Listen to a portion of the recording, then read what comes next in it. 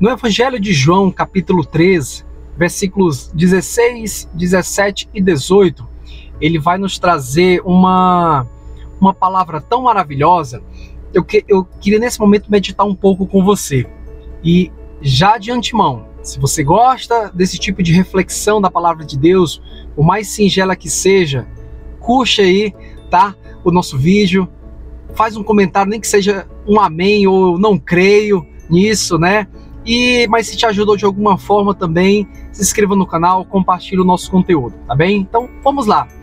Está escrito, João 3, 16, 17 e 18. Porque Deus amou o mundo de tal maneira que deu seu Filho unigênito, para que todo aquele que nele crê não pereça, mas tenha vida eterna. Cristo, ele não veio ao mundo para condená-lo, mas para salvá-lo. Quem crê nele está salvo, porém quem não crê já está condenado. Pois bem, Deus, ele enviou Cristo Jesus a este mundo.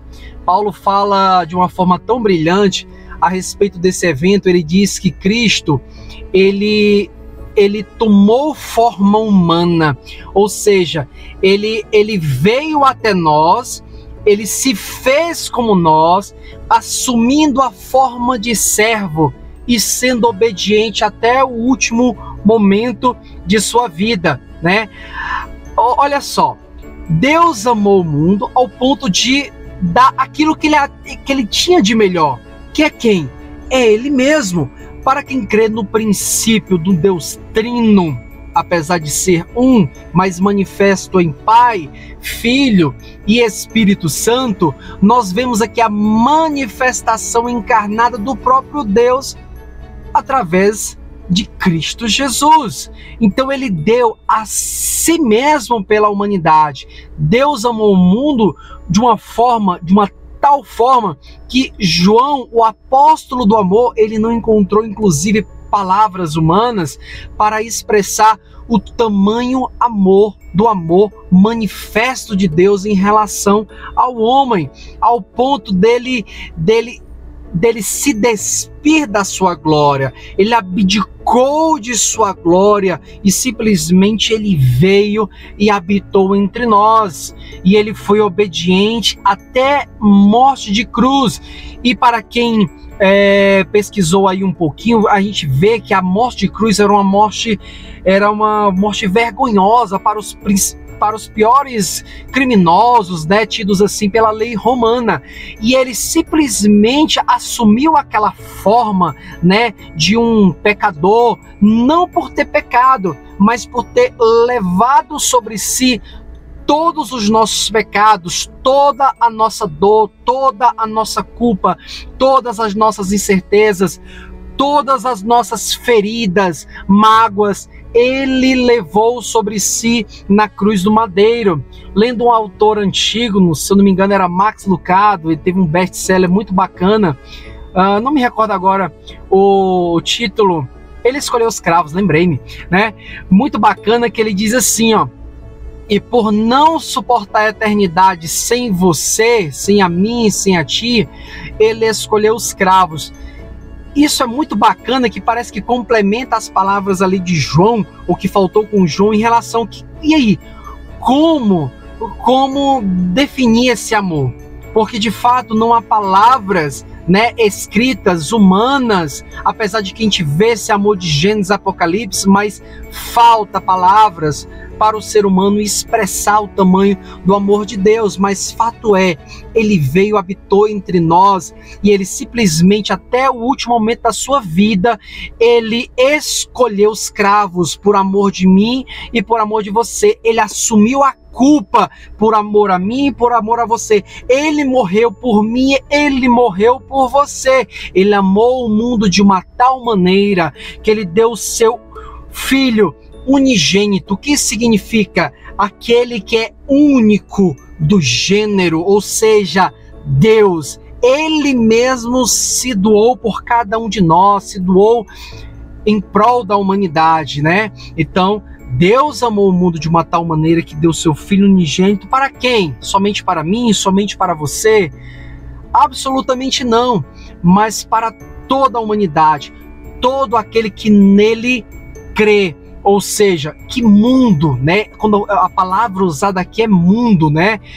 E esse mundo é esse universo de pessoas na qual povoam essa terra, não apenas os que estão vivos, mas aqueles que presenciaram esse amor, mas já partiram, aqueles que ainda hão de vir, aquele que está no ventre de uma mãe, aquele que logo mais virá nascer, né?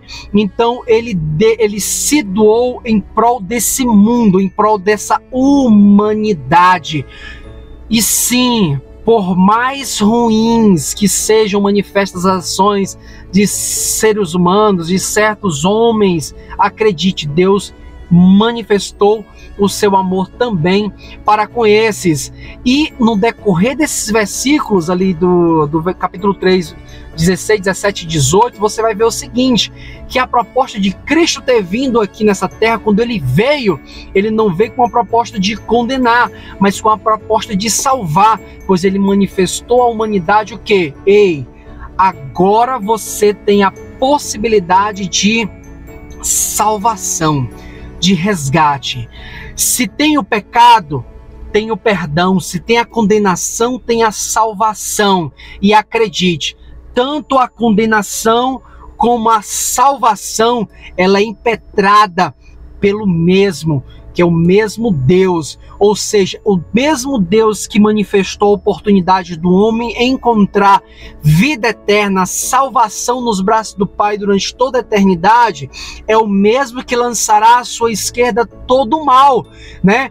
Então perceba que é do mesmo Deus que entregou o seu Filho amado, que veio a esta humanidade, se fez carne, habitou entre nós, e ali na cruz do Calvário, de braços abertos, ou seja, de braços estendidos para esta humanidade, querendo como que abraçar. Entenda o seguinte, agora parafraseando Lucas novamente, né? É como se aquele sangue que escorreu do seu corpo, né? Aquele sangue que estava entre o seu corpo e entre descendo ali naquele madeiro, naquela cruz do Calvário, ali havia uma lista gigante das mais horrendas e atitudes pecaminosas e desastrosas da humanidade, mas o seu sangue puro, carmesim, simplesmente lavou aquelas páginas, lavou o que ali estava escrito. O que isso quer dizer? Que entre a sua carne, entre aquele madeiro, havia a nossa culpa, mas o seu sangue cobriu, ou seja, o seu sangue expiou os nossos pecados, ele cobriu os nossos pecados, e aquilo que nos fazia impuros, né, que eram os nossos pecados, ele nos torna brancos, mais alvos do que a neve, ou seja, nós agora podemos nos achegarmos perante Deus, nos achegarmos à sua presença, não pelos nossos próprios méritos, pois até hoje nós não merecemos nada disso, mas pelo poder que há no sangue de Jesus, aquele sangue que foi derramado na cruz do Calvário por amor de mim e também por amor a você. Então, temos hoje liberdade, livre acesso à presença de Deus. E no 18 também está escrito que aquele que nele crê já está salvo, mas quem não crê já está condenado. Ou seja, um homem sem conhecer esse tão infinito amor, ele já está condenado, pois ele é um ser que carece da graça, do perdão redentor de Cristo Jesus. Ele carece de entregar a sua vida a Cristo Jesus, e quando ele não faz e dessa terra ele parte, diz também que após a morte segue-se o juízo.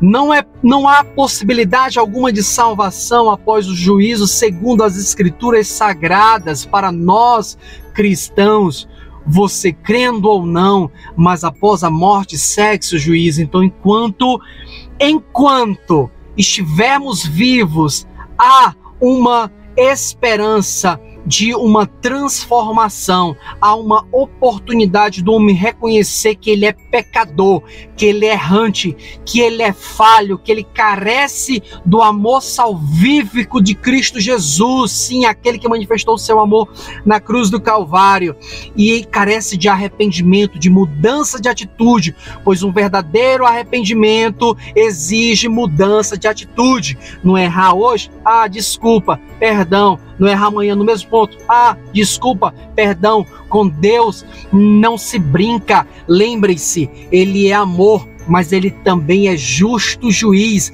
Lembre-se quando Ele diz: minha é a vingança. Ou seja, o Deus, o mesmo Deus que dá vida, Ele também dá morte. O mesmo Deus que salva é aquele que põe no lago de fogo que arde em enxofre. Você pode não entender, você pode não crer, mas essa é a verdade bíblica. Então não brigue comigo, vá brigar com as escrituras sagradas, ou se você quer pagar para ver, espere a eternidade para brigar diretamente com Ele. Mas eu acho que isso é uma conta que talvez você não queira pagar para ver. Jesus te ama, Ele tem um plano na tua vida. Ele veio, habitou entre nós, morreu por ti, e Ele simplesmente quer uma nova vida através da tua pessoa, que Ele quer te usar. Ele quer te abençoar, Ele quer te levar a lugares que você ainda não foi, que você ainda não conhece, mas que lá há trevas. Ele quer fazer de você luz para que possa resplandecer a luz do Evangelho naquele lugar. E a luz é conhecimento, a luz é o brilho da razão, do entendimento, de uma nova mentalidade que somente Deus pode dar ao homem.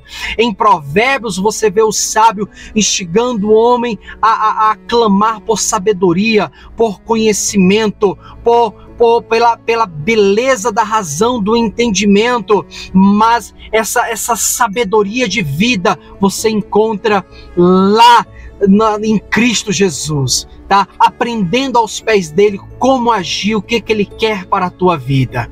Jesus te ama, Jesus te ama, Jesus te ama, e Ele quer transformar a tua vida, te dar uma nova mente, novas atitudes, e Ele quer simplesmente um novo mover através de não apenas o teu corpo, mas você por completo, corpo, alma, espírito. Sim, amém? Você crê?